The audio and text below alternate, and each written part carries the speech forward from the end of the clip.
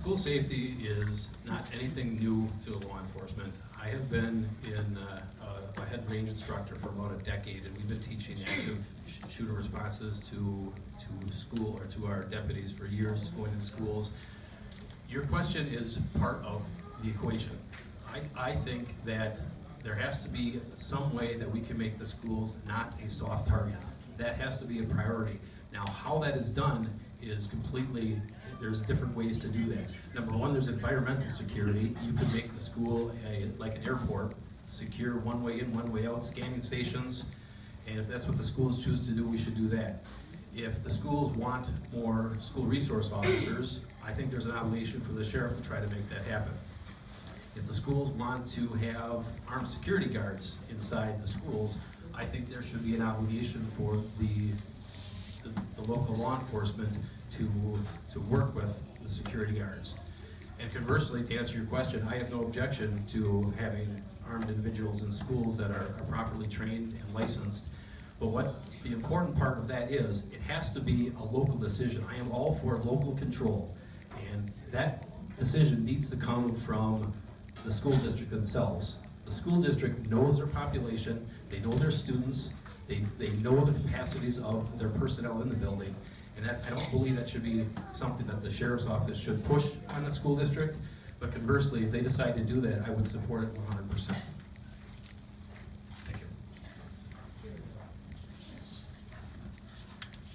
Again, this is kind of an area where Marty and I agree on a lot of points. You know, it's something I've been talking about since the very beginning of my campaign and made a campaign issue. To start out with was, I believe that schools should be empowered to decide locally on how to protect their students, and there should be local control. And I think, yes, a key component of that is for, you know, I would advocate that the state pass legislation which would allow, to answer your question specifically, concealed carry in the schools, definitely. I think, you know, especially private schools don't have the ability, you know, private schools wouldn't have the ability to afford to hire a full-time deputy to be in their schools. So, I mean, it just makes perfect sense that, you know, financially for private schools, that be an option for them. As well, though, I do know it should be a local decision, because there are schools, I don't think it should be something that's mandatory that teachers have to carry firearms in schools. And I know there'd be school districts in the state of Wisconsin that no employee would choose to carry a firearm inside the school. So yes, in those cases, they need to be able to decide locally, am I going to hire local law enforcement?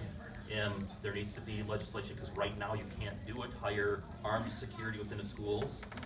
Legislation to allow, yes, armed security within schools, to allow, if they want to solicit, you know, trained volunteers who want to come in and provide, you know, armed security within schools. I think those are all options that should be on the table. And again, I think one of the unique positions of one of the unique roles of the sheriff is we have the ability to advocate for causes like this, and that's something that I promise to do as sheriff.